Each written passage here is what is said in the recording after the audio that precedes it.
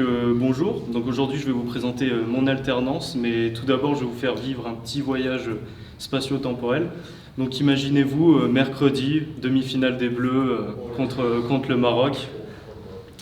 Vous êtes invité chez des amis à vivre ce match autour de pizza et d'une télé.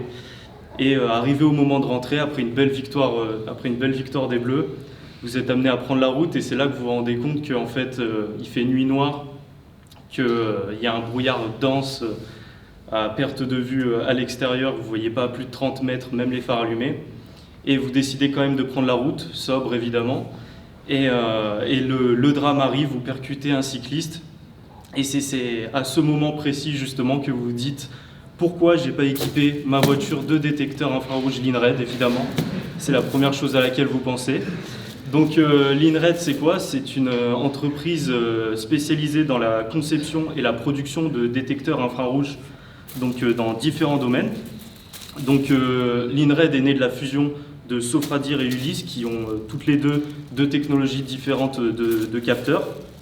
Donc là vous avez la technologie hybridée et là vous avez la technologie microbolomètre. Donc c'est une technologie totalement différente et beaucoup moins performante mais forcément moins coûteuse. Moi, je suis plus dans le côté de Sofradir, donc plutôt dans le côté de défense et de spatial. Donc, on travaille pour l'armée, pour la Station spatiale européenne. Donc, moi, au sein du pôle hybridé, je suis dans le pôle essai. Donc, nous, on se charge de quoi? En gros, c'est de réaliser des mesures électro-optiques, enfin, surtout moi, réaliser des mesures électro-optiques sur des baies qui ressemblent à ça.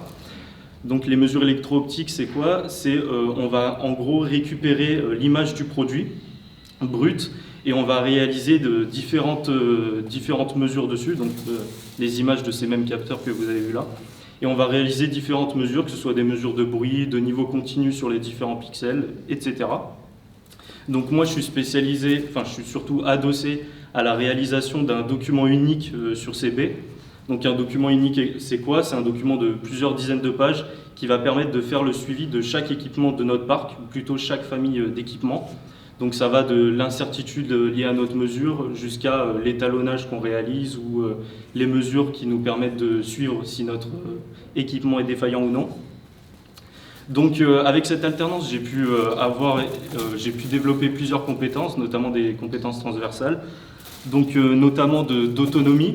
Donc forcément, vu que je travaille sur la rédaction d'un document unique et que ça prend énormément de temps, je ne peux pas tout le temps être avec mon tuteur, même si j'ai eu besoin de forcément beaucoup d'aide au début, puisque l'électro-optique c'est totalement vague pour moi et je ne connaissais pas du tout avant de faire cette alternance. Et évidemment de la communication, puisque à travers, même si j'ai un projet principal, j'ai d'autres projets secondaires. Et forcément, je dois faire des retours, que ce soit en réunion, etc. Puisque les anciens alternants ont eux-mêmes réalisé des documents uniques aux années précédentes. Donc je dois suivre leurs documents, faire plusieurs retours sur les mesures, etc. Ensuite, pour ce qui est des compétences professionnelles, alors forcément de la métrologie, puisque comme je l'ai dit, on effectue des mesures électro-optiques. Donc même si c'est un domaine qui est totalement inconnu, c'est toujours des mesures qui sont liées à ce qu'on fait ici à l'IUT.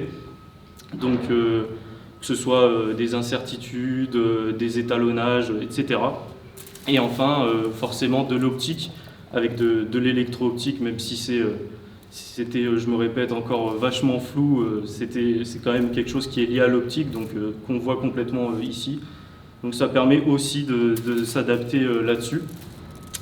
Et enfin, pour finir, je vais vous équiper donc d'une caméra Sophia qu'on réalise ici à l'INRED.